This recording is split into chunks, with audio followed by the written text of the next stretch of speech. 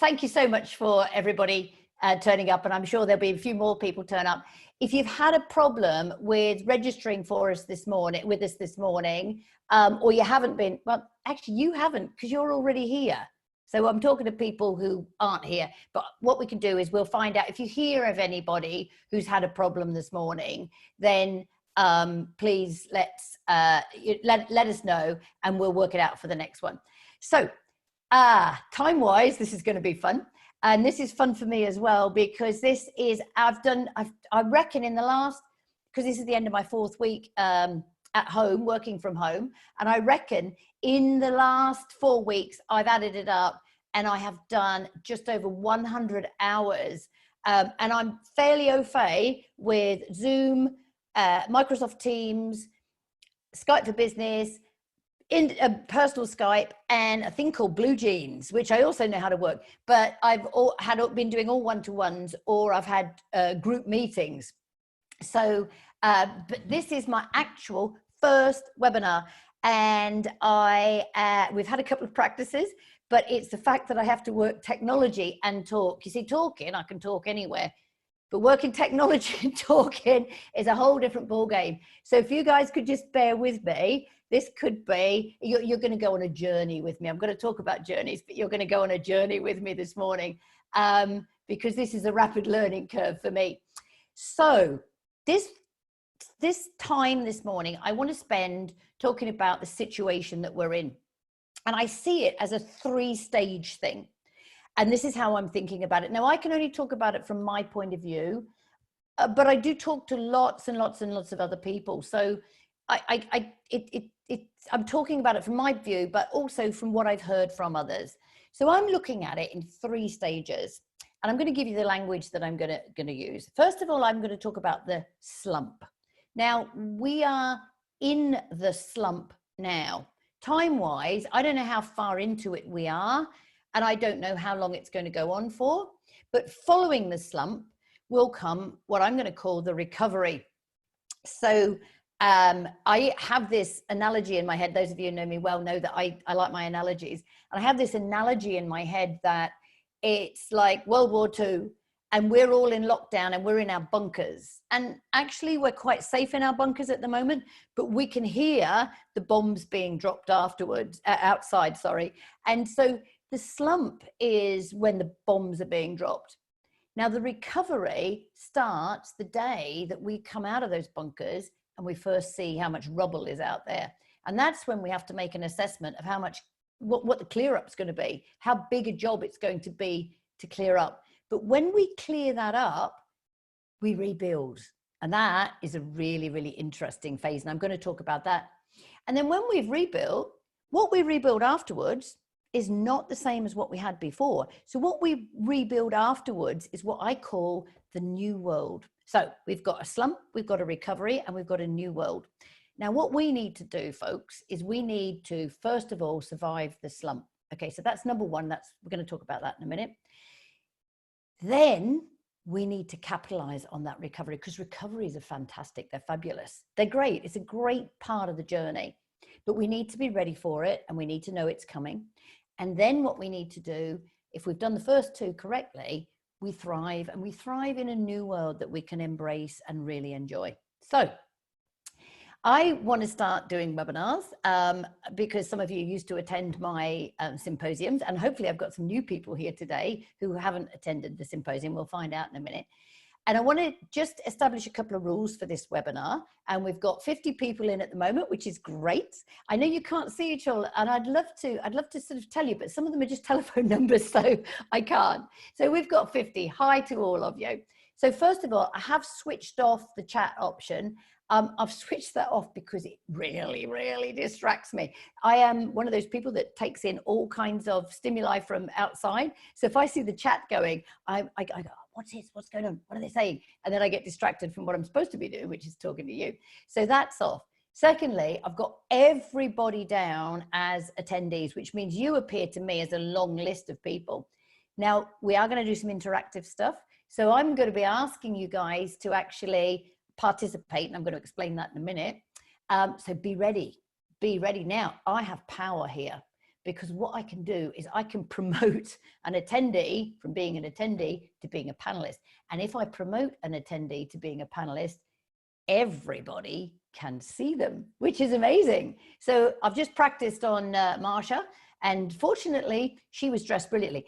Either that, or she has a very, very fancy dressing gown that she just very quickly tucked into her trousers when I started talking about promoting her to a panelist, but she always looks drop dead gorgeous anyway. So be ready for it, guys. If I start talking about promoting you to being a panelist, everybody can see you. We're going to have some polls. Now, I'm going to talk you through a poll, and when I start a poll, I mean, you've probably all been in webinars and done this before, but if you haven't, if I start a poll, I'm going to tell you what I'd like you to decide, and then all you've got to do on whatever piece of technology you're using is make a choice, and then I'll keep talking, and we'll give it about a minute, and then I'll tell you the results of the poll. We're going to have a practice in a minute, and the other thing you can do is you can put your hands up, which is great. And I see a little blue hand, and if you put your hands up, I know you want to speak. Now, if I see a hand go up, then I'll go to you, and I'm going to ask you some questions. So I do want to see some hands go up. I'll go to you and I'll unmute you so that you can give us your answer. Now, if you do that as an attendee, we don't actually see you. We'll see either your telephone number come up, or your logo, or your name if you've put a name onto your Zoom. So I'll ask you to introduce yourself and tell us who you are, and then obviously give the answer. So we are going to do a couple of tests with this. And the first test is a poll. And the first thing I would like to ask you guys is, who has attended a Concannon Connection Symposium? Now, I've launched the poll now, and we've got 50 participants. So, we've got people voting, which is great. You guys are good at this. Keep going, guys. There's another 9 of you to vote. And I can see at the moment, the thing is, you know, with this technology is my head works quicker than the technology. That's not me showing off. That's just how it is. So I expect the technology to work quicker than it does. So I'm pressing buttons and I'm talking ahead of the actual technology. So I think I've been talking for ages, and I said I'd give each poll 60 seconds, and it's only 45 seconds. So if anybody hasn't voted, please vote now. But at the moment, I can see that 93% of you have been to a symposium, which is fantastic. So what I'm going to do is end the polling, and I'm going to share the results so that you can see that. Okay, so hopefully everybody can see that. So brilliant. You guys are used to me. You've seen me before. So now you'll see me struggling with the technology, although that bit went okay. So that's great. So hi, everybody. You've been to a symposium. What we're doing is we're adapting, which is something I'm going to talk about a lot this morning. And we're adapting, and we are trying to take everything online. Not that it always will be online, because I love doing the symposiums and I love the interaction, and it's absolutely fantastic. But this is what we're going to be doing instead of symposiums, just for the time being, until we can do the symposiums again. So I'm going to ask you another question so I can see who is here. And I need to stop sharing the results, which I've just done. And I'm going to ask you a second question. So the second question is this, guys. I want to know how many of you work for yourself or work for someone else. So if you work for yourself, you could be self-employed, or you could own your own business, or if you work for someone else, you're part of someone else's business. So I'm just about to launch that poll. If you could make a choice, guys, as to whether you work for yourself or you're part of someone else's business. And this is great. Everybody's voting? Everyone's, yeah, they're voting really quickly. So again, looks like 80% of you work for yourselves, which is great, because obviously if I know that, I know where to angle this. So that is great. I'm not going to keep this going too long, guys, because I think pretty much all of you have voted there, and I'm going to share the results there so that you can see that. So I know now I am speaking to people who mostly work for themselves, which is brilliant, because I can gear it to that. Now, if you work for someone else, this is still relevant. Yeah, it absolutely is still relevant. So we are going to do another poll, and this time this poll is really probably the most important one so far. Okay, the next thing I would like to know is, I want to know how you are doing. Now, it's a really simple, you got two choices: doing okay or not doing okay. Now, this one's really important. This is an anonymous poll, so nobody can see what your answer is. Now, let me define what doing okay is and not doing okay is. There are two things I'm going to talk about today. There's health and there's your economic situation. So with your health, I'm talking about both your physical, emotional, and mental health. And then with your economics, or your economic situation, that is financial. All right.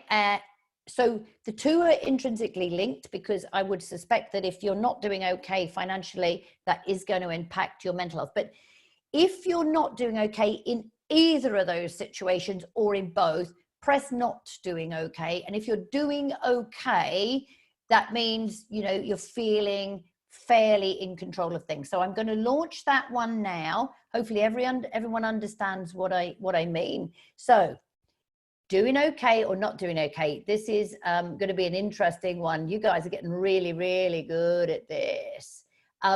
Okay, so we're up to 4. So everybody have a go. Let me see.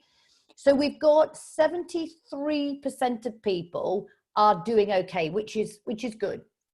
But we've got 27, which is nearly a third of you, not doing okay. So hopefully, for those of you who are doing okay, what my intention with this today is that it will help you along the way. And with those of you who are not doing okay, I really hope that this helps you. So let me just share those results with everybody so that you can see it, which is great.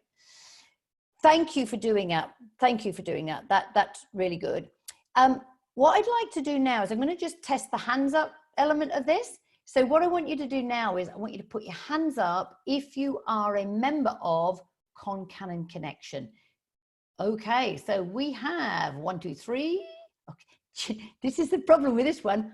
I've got to count. You see, with the polling, it just tells me. So I've got to count. So bear with me, because I'm counting 1, 2, 3, 4, 5, 6, 7, 8, 9, 10, 11, 12, 13, 14, 15 of you so far.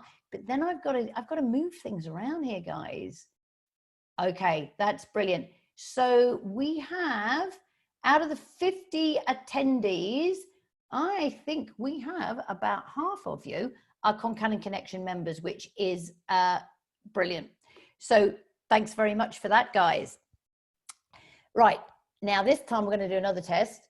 I'm going to ask you to put your hands up again. And what I want you to do is, I want you to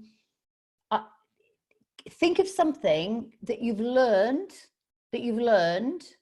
Now, this could be a skill, a new skill you've acquired, or it could be something that you've learned about yourself in lockdown. All right, now I'm just going to select a couple to tell us about it. So something that you've learned, either a new skill or something that you've learned about yourself in lockdown. So for instance, an example, something I've learned about myself, actually I always suspected I was really good on my own, and now I know I'm really good on my own. I quite enjoy being on my own. It's always something I wondered about myself, but the last 4 weeks have actually confirmed it. I'm very much a people person, and I absolutely love human beings. And my youngest son, I was having a conversation with him in New Zealand last week, and he said, "Mum, you're starting to sound like a burnt out social worker." Which I didn't quite know how to take, but there you go. So I love human beings, but I actually really love being on my own. So I am going to go to David Wilkes, who has put his hand up, and I am going to ask him to share with us. David, hi, I need to unmute you. You are unmuted. David, what have you learned during lockdown? So one of the big things that I've been learning is all about podcasts, not just listening to them, but actually how to build them and start a new program, which we're hoping to release soon. So it's all very, it's still wet, so don't touch the paint, please. But yeah, it's all still really good. Yeah. Oh, fabulous. And David's a Concannon Connection member, and he is entertaining us on our chat line daily, aren't you, David? Are you still rocking that haircut? Maybe. Yeah. So David Wilkes, I don't know who knows David Wilkes, but he literally has given himself this Mohican haircut, which, if you know David, is hilarious. So beware. In the next webinar, I might make you a panelist so we can all have a look. So I am going to go to Alex Slack because Alex put her hand up, and I'm going to ask Alex to tell us what she has learned during lockdown. What have you learned? Hi, can you hear me? Yes, yeah, we can hear you. Right. What have you learned? Well, ever since I've left university, I've always run around at 1,000 miles per hour, always chasing businesses, work, everything. Yep. And I've absolutely loved stopping and being at home with the children, being at home cooking, being with my husband. But the reason why this is relevant to business is because it's now making me go back to my goals that I set at the beginning of the year, and to really work out what I want from life, and using this time to now reevaluate, goal set, and think life can be different, and it can be different for everybody that's on this call listening. And so for me, it has been one of the most positive experiences that I could ever ask for, but that's just me. No, Alex, we had a one-to-one the other day, didn't we? Because Alex is also Concannon Connection member. We had a one-to-one the other day, and that was really interesting. I came off that one-to-one, and I was wondering if you would feel positive or negative afterwards, because I really basically kind of almost pulled a rug out, didn't I? So hopefully it was a good experience, and it's led you to what you've just said. Oh, okay, she's muted it. You guys are really good. You're muting yourselves really quickly after you've spoken. So let's go down to some people I don't know down here. I haven't got too many other hands up. Anybody else want to tell me what they've learned? Anything that they've learned? Anything at all? Hey, okay, let's go. I tell you what, Andrea, I'm going to go to you, babe. Tell us what you've learned. Anything that you have that is different and new for you that you've learned. Okay, morning. Morning. I guess I always knew I'm quite an adaptable person. Yeah. I've had to be really adaptable during this period. But actually, a little bit like Alex, I'm seeing it as a massive opportunity, because I've actually spent the last 4 weeks focusing on my social media, kind of thinking about how I want that to look, learning skills that I didn't have in terms of doing all of that, so that hopefully when I come out of the other side I can use them in a really positive way. So I've been really busy, which has been really good to sort of keep my spirits up and keep me going. I just think if I'd have done this in my normal sort of period when I was working, well, it would have taken me months to achieve what I've achieved in the last 4 weeks. So that's been... Okay, brilliant. Now, I tell you what, that's fantastic. Now, obviously, people who are putting their hands up are in the 73% of people who are feeling pretty good. But remember, we had 27% of people who are not doing okay. So if you're in that 27% of people who are not doing okay, bear with us, because the people who are tending to put their hands up are the ones who are actually doing okay.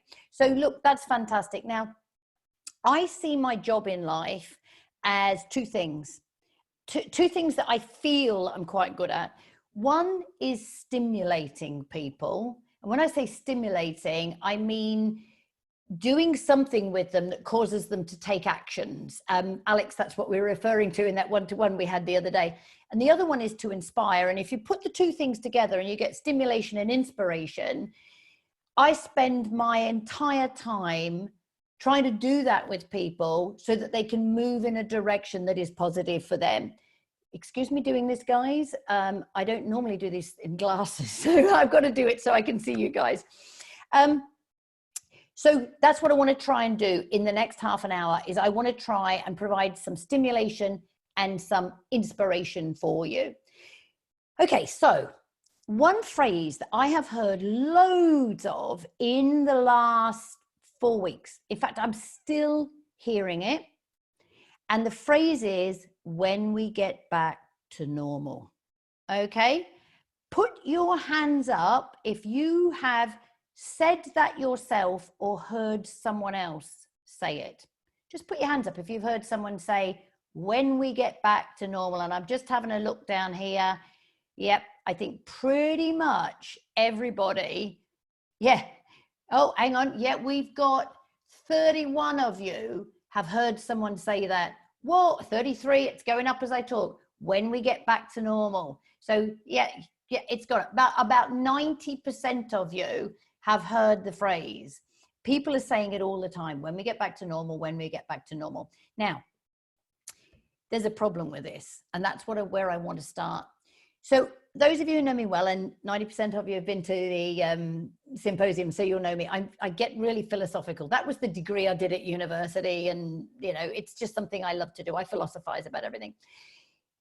For me, life is a journey. It's about the journey, not destinations. I find destinations a real letdown. You know, they're short and they're usually an anticlimax. You know, it's the expectation of the destination that is the thing. And one of my favorite sayings is, the expectation of pleasure is pleasure itself, because it's so true.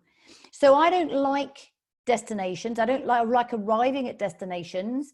I really try not to have objectives. I have a direction, and then I focus on the journey. And I love the journey. And I've made it one of my passions in life to embrace everything on my journey. Now, some things on your journey make you feel great, and some things on your journey make you feel, and here's one of my favorite words, sorry guys, shit. Linda, I know you're in there. This is just for you. It's the first one of today's webinar. I do it all the time in symposiums, so I got to do it in webinars.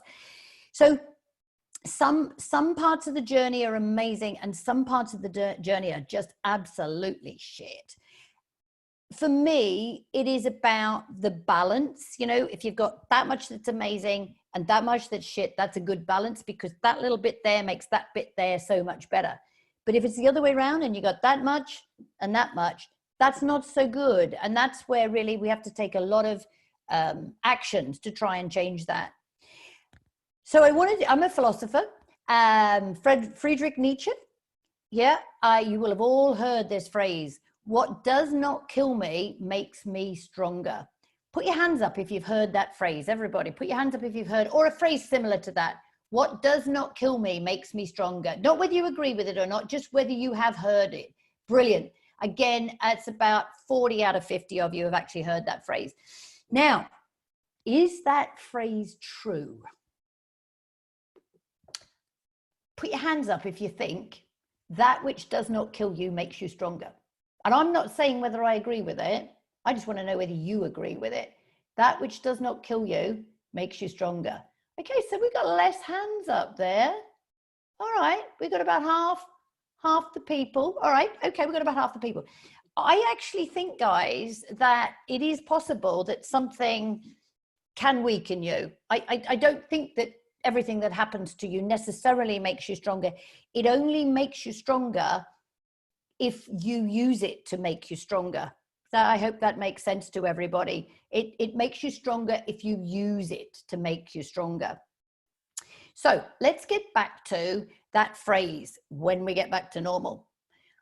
What I think now is that normal is a really strange word, because normal is a shifting thing. Normal's only normal then. And then it's another normal, and then it's another normal, and then it's another normal. So we've got a different normal now. So for instance, as far as I'm concerned, webinars now are normal. After my 100 hours of meetings online, that's my new normal. So I'm going to talk about the old normal and the new normal. So we're into what was and what is and what will be, the new world.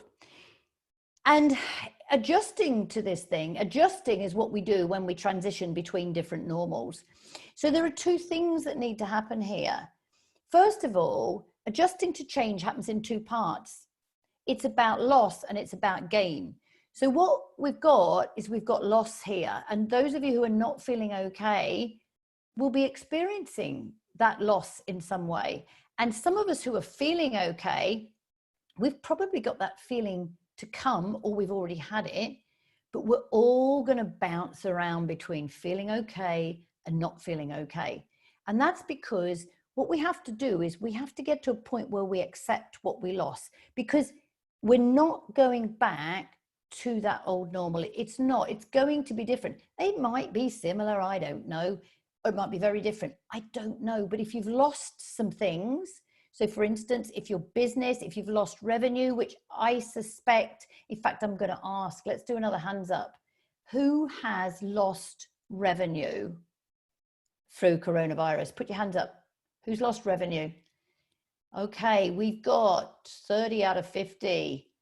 Okay, 31. All right, 31. Yep. Okay, so we've got about, yep. All right, so we've got about 60-70% of people have lost revenue during this situation, and that is a concerning thing. So what we have to do, and also we've lost freedom as well. So I got to ask this: who's lost some freedom of choice during this situation?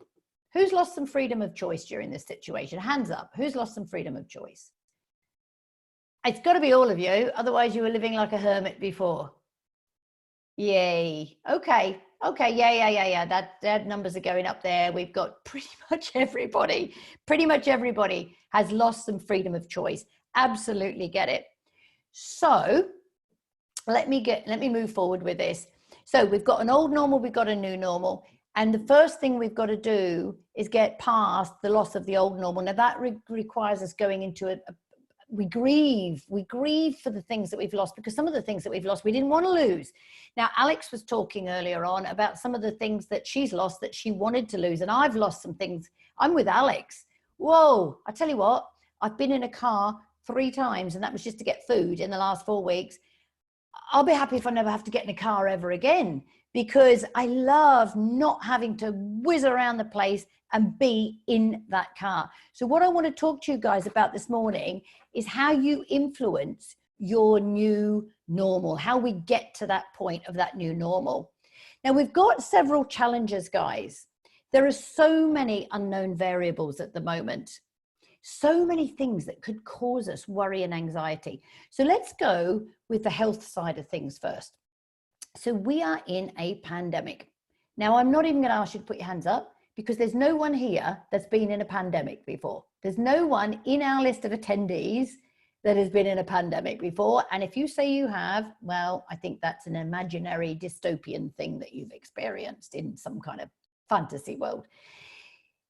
So it's not making any sense. It's not making any sense to me. It might be making sense to you, but it's not making any sense to me. You know, we get information and we try and make sense of it, and we're looking at the numbers and we're trying to understand this and we're trying to understand that, and we're trying to understand why it's so dangerous. And, you know, people are saying, well, 28,000 people a year die of flu every year, and all of those people who died, you know, 99.9% of them had underlying health issues and probably would have died in the next 12 months anyway. There's so much being said. And obviously, if you've had someone close to you that you've lost, it's a whole different ball game. So what I've done with that is I've just let that go. Honestly, guys, I've let that go. I don't watch any news. I definitely don't follow any of the media. Oh my God, the scare stories in the media are shocking. So I just stop doing that. I just don't do it. I look at what are the notifications of my behavior and what I need to adhere to and what I need to do. And the rest of it, I'm just not going there. And the reason I'm not going there is because it will cause worry and anxiety. So if you're someone who's in this webinar with us and you're glued to, or you read any of the Sun, the Mirror, even the Telegraph, the Guardian, the Times, the media have to create news stories. And unfortunately, us human beings like news stories that are salacious and scary.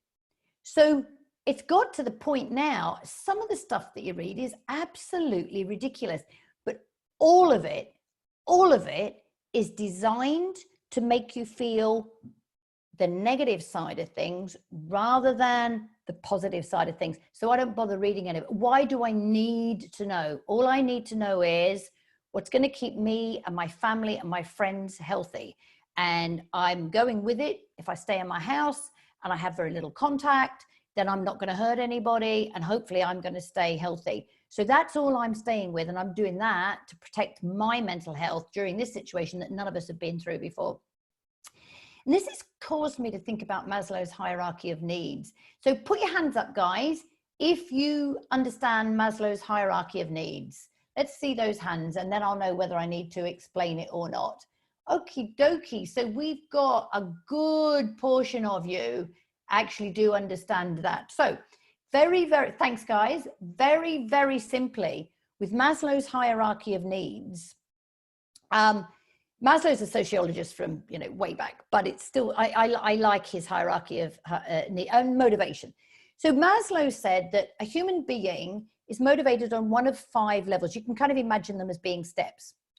And our first motivation is survival. All right, that's the thing that we have to have covered off first of all. Food, shelter, water, and air, pretty much. Our second level of motivation is safety. So if we've got those basics like food and shelter and air and water, then we have to make sure that no one's trying to kill us. And if those 2 things are covered off, we go to the next level, which is our social needs. And that means we actually need a relationship with another human being. We need someone to love us. We need something. We need to feel that we are wanted by fellow human beings. And if that's covered off, because most of us have got somebody in life, hopefully, fingers crossed. If that's covered off, then we go up to our esteem needs. And our esteem needs are about respect in the world, self-respect, respect from our fellow human beings.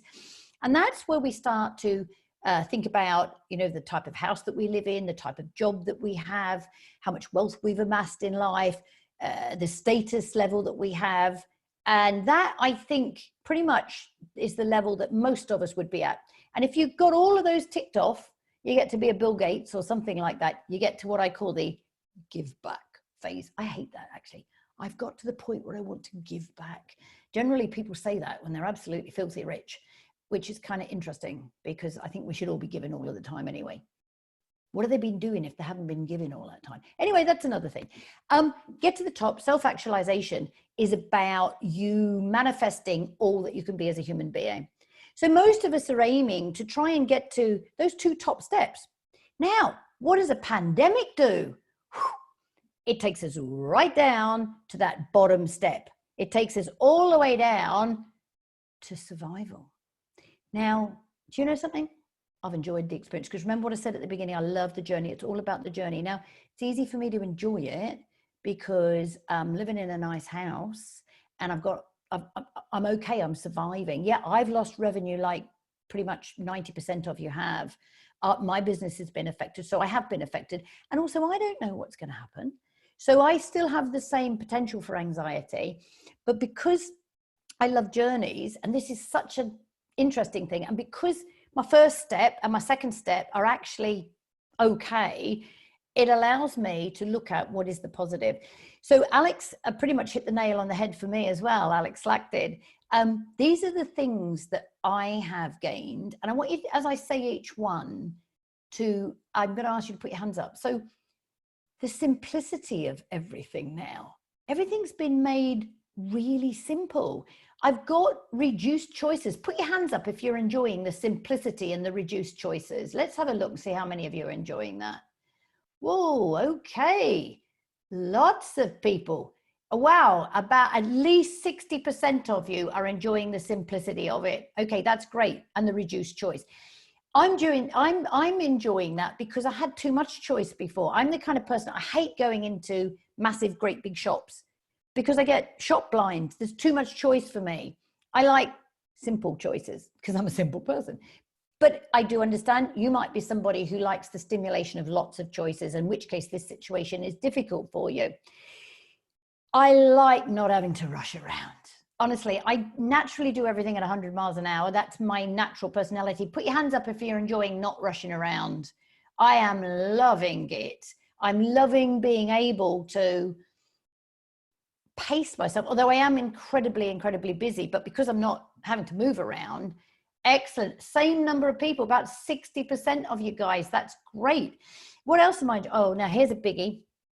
This is going to be an interesting one. Do you know what I'm enjoying? I'm enjoying not having to compete. It's an interesting one. Not having to compete. It's almost like everything's a level playing field now. You know, you're not, I know I'm not, I am actually quite competitive. I was going to say I'm not, which would be a lie. I am quite competitive. But it's being in a rat race where it's all about, you know, I say for females, for instance, you know, half of that's about what you look like. And it's great at the moment. Yeah, we're all allowed to have roots. Look, I got roots. Look how grey my hair is now. If this had happened 10 years ago, I'd have been feeling really bad because that would have been kind of really dark. But now actually, you know, it doesn't look too bad. And if I hold my head up, you can't see it. So put your hands up if you're enjoying not having to compete, because that's something a little bit different. Okay. Oh, maybe. Yeah, we got a few people in there. All right, that's less people. That's less people, but you can see what I'm saying. I like it that we're all in the same boat. I like it that we're not having to compete. Okay, great. Do you know one of the other things that I'm enjoying? I know we're seeing some dodgy behavior from some people. Might be a bit controversial, but I did hear something about some footballers refusing to take a 20% pay increase and finally agreeing to a 12.5% pay decrease, sorry. You know, so when you're on 150,000 a week, how bad can a 20% pay decrease be such that you have fought for it only to be 12.5%? Anyway, but hey ho, let me not be controversial.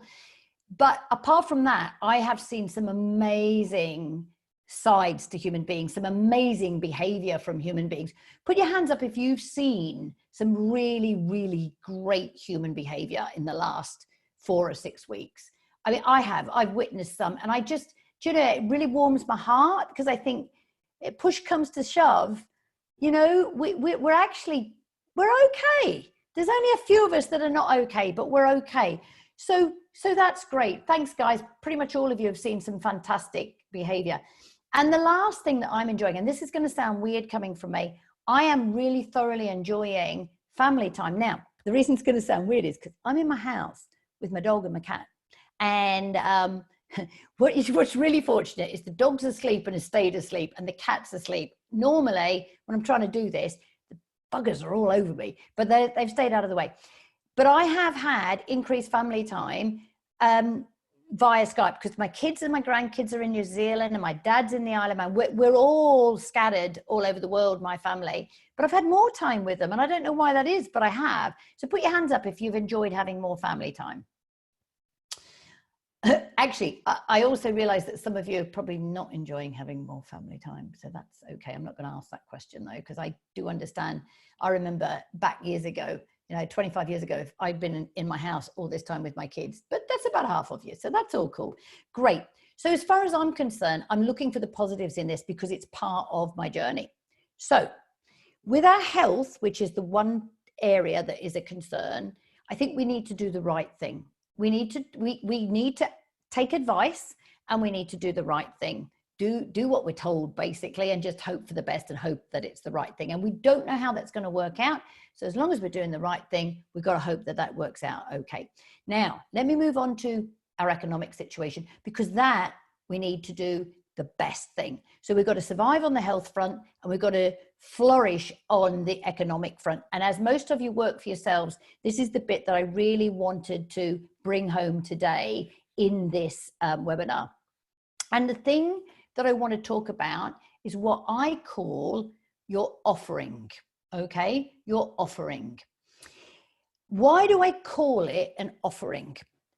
I call it an offering because I think to flourish in the new norm or the new world, as a small business or even as an employee, each of us needs to define an offering to our fellow human beings.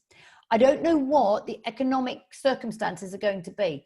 None of us know yet. We're going to come out of these bunkers. We're going to look out there and we're going to see a load of rubble. And I don't know how bad the rubble is going to be. And I don't know how long it's going to take us to clear that rubble up, but we will rebuild. We will absolutely rebuild. And you know, when you've got an opportunity to rebuild, you rebuild something different. You don't rebuild what was there before, you rebuild something different. So we're going to have economic rubble. We've got to, it can't just go back to how it was. So we're going to rebuild, and it's going to be different. Now that means each one of us needs to have an offering, whether we're employed or whether we're self-employed. And an offering needs to be something that our fellow human beings find of value. So that's what I want everyone to start thinking about. Now, there are two elements here. There's creativity and there's innovation. Creativity is having the idea. Innovation is making the idea happen. So this is thinking about it, and this is doing it. So I want everybody to look at their old offering. And then I want you to ask yourself a question.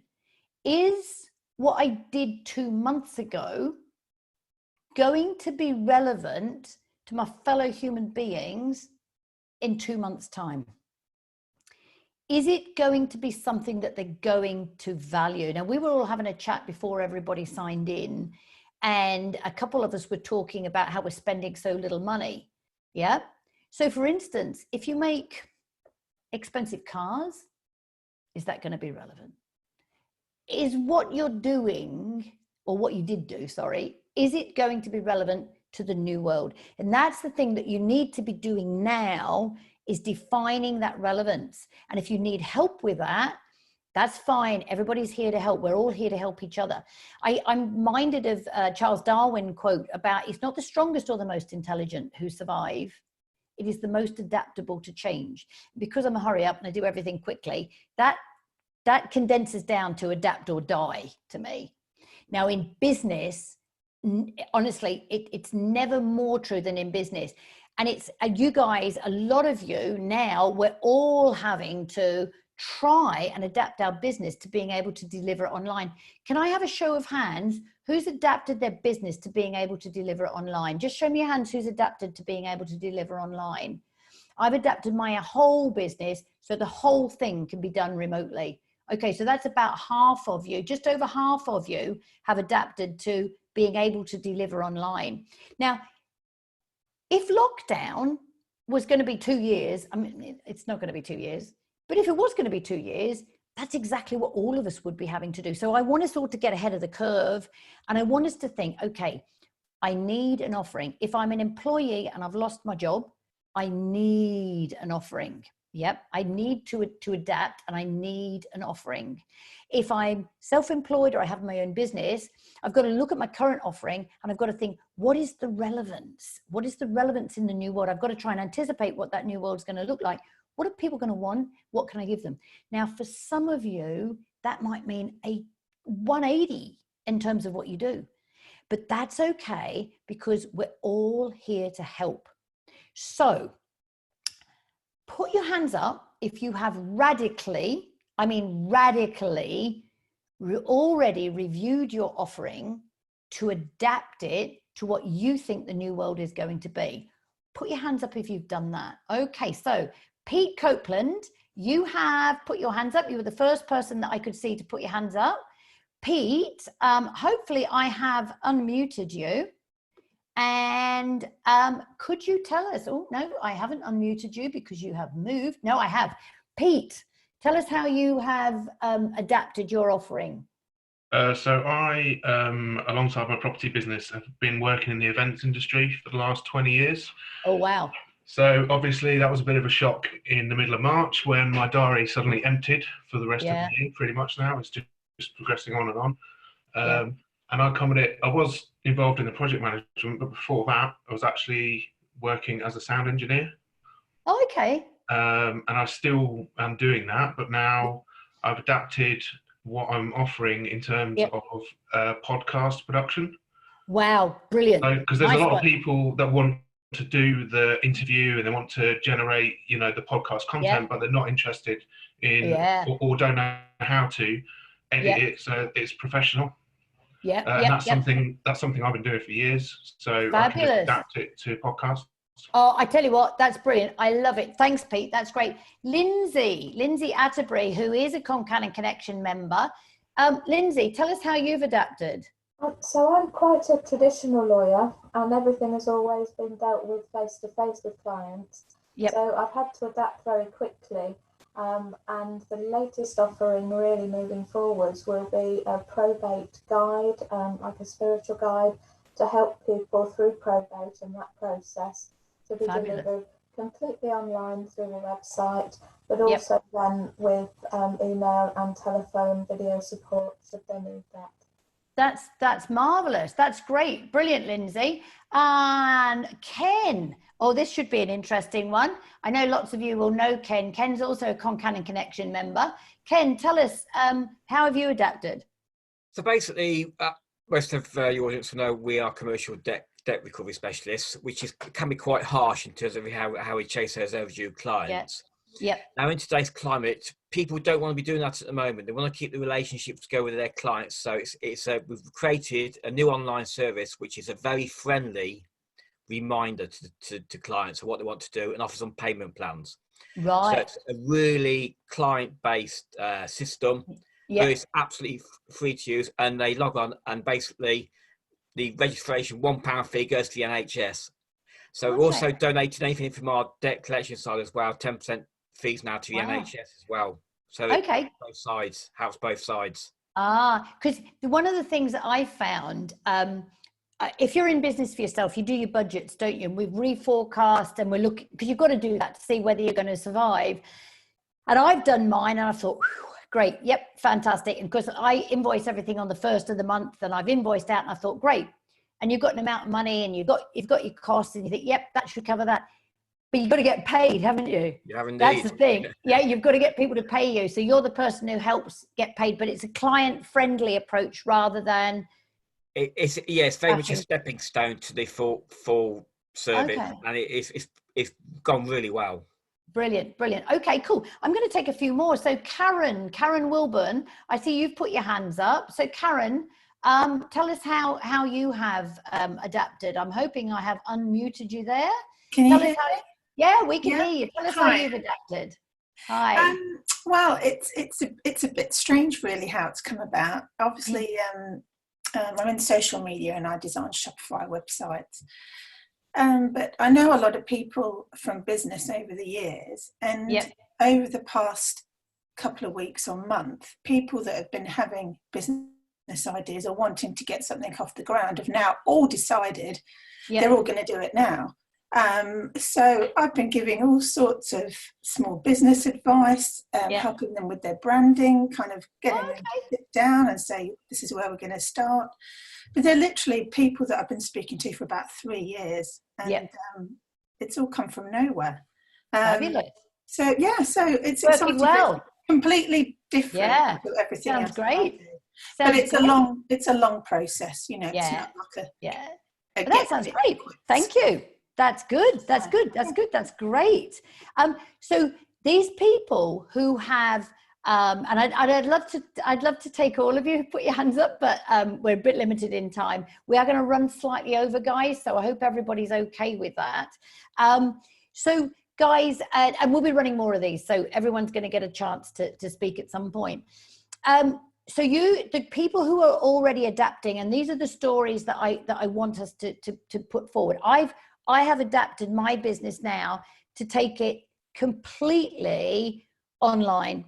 So and I'll tell you a little bit more about that in a minute. So it's about having an offering that the new world will value. And that's very, very important that you can do that, because you need to be ready for that middle stage, which is capitalizing on the recovery. Now, the recovery, we don't know when that's going to happen.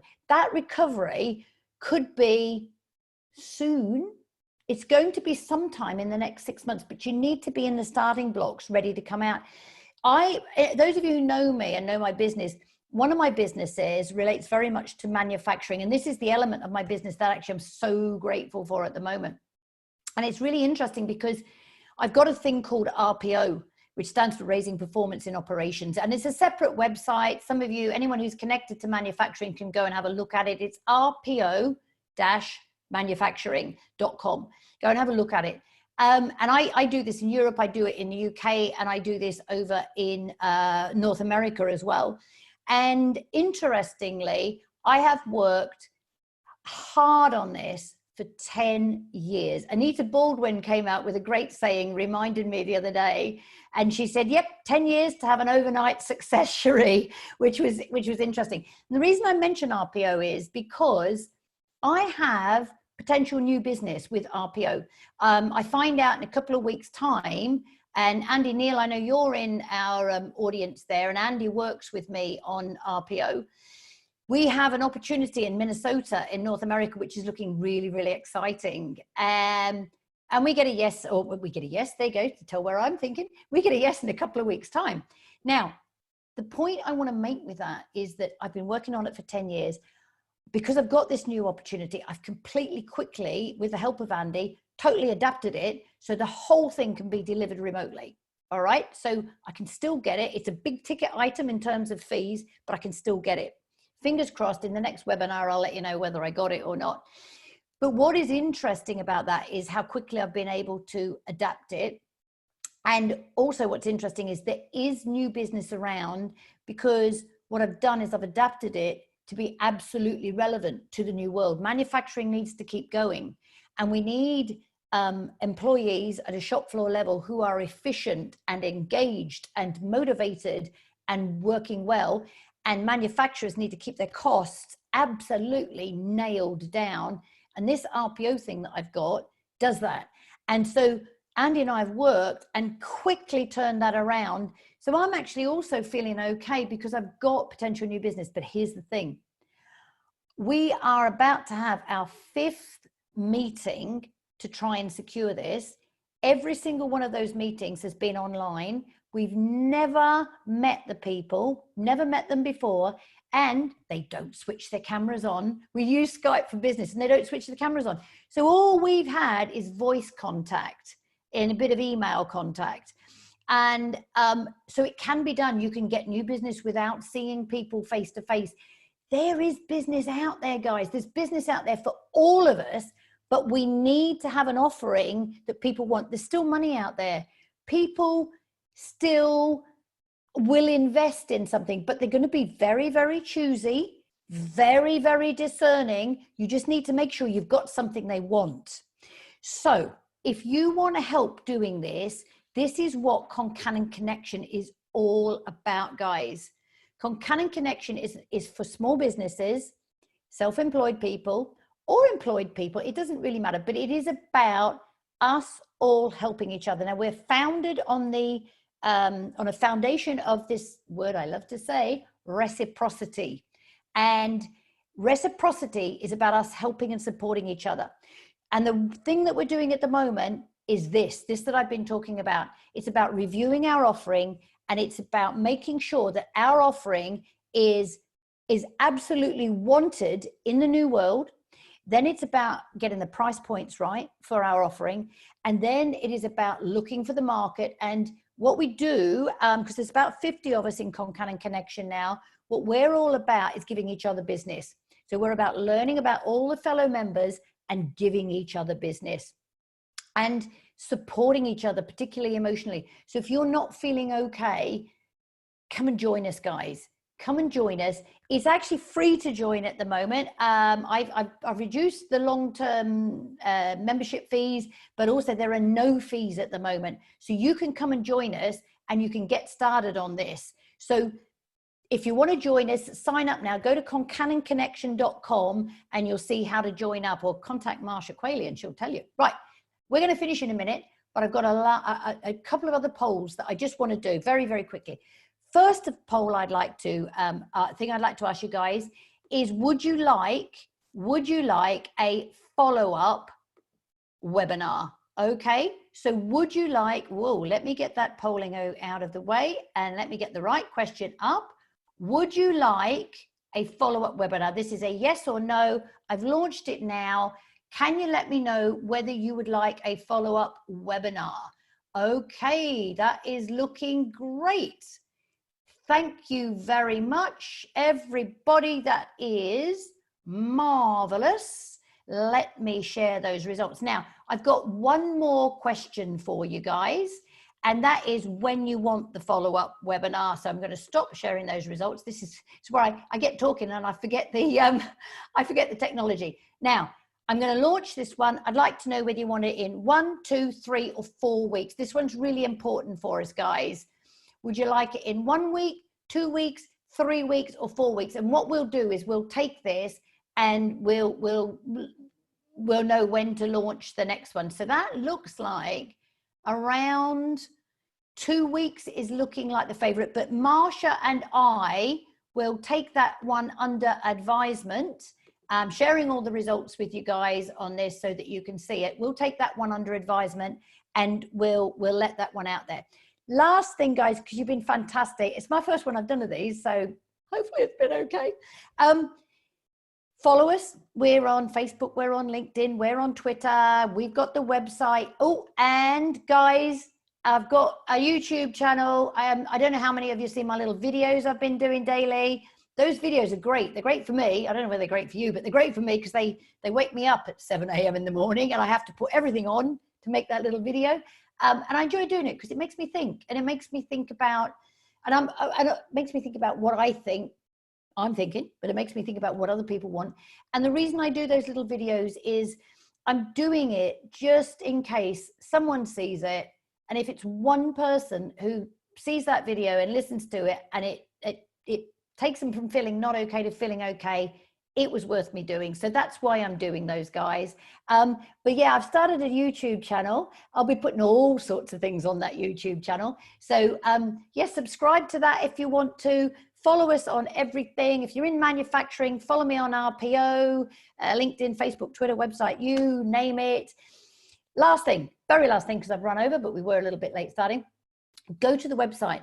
We have the Concannon Connection directory. And that directory could be a benefit to everybody who is a non-member, or even if you're a member. Because what we're doing is many of our members are putting together free offers of help that will not cost a penny. And we have everything in there. We've got lawyers, we've got health, we've got marketing. We have everything in there. If you can't find it in there, join us and then you'll be in there. All right, but we've got some great, we've even got somebody who specializes in whiskey. All good. All right, Ingrid in the whiskey. I hope Ingrid's in the attendees. Wave at me, Ingrid, if you're in the attendees. Ah, yeah, Ingrid's waving at me. Hi. She does this fantastic thing, which is a whiskey tasting. I think it's on a Friday night. Put your hand up if it's on a Friday night. Is it a Friday? Ingrid, whiskey tasting. Anyway, she sends these little whiskey taster things out and then everyone gets together and does whiskey tasting. Sounds great. We got everything from whiskey to wills to you name it, we got it. Lots and lots of free offers in there. Go in onto our website, ferret around in our directory and see what you can pick up, because it's like going into a rummage sale. You could go out with a bag full of goodies. So go and have a look in there. Guys, you've been fantastic. If you want to know about joining us, it is free. That's our free offer. Go into the website, fill the form in, and hopefully come on board. We would love it. Marsha and I are going to get together. We're going to put together another webinar. Looks like it's going to be in about a fortnight. Tell everybody about it, please. We want as many as we can get into this community. It's all about support. It's all about getting through the slump, being in a position to capitalize on that recovery, and flourishing in our future. You've been bloody marvelous, folks, and I've thoroughly enjoyed this. I hope it's been of some benefit to you. And I'll see you soon. Bye, everyone.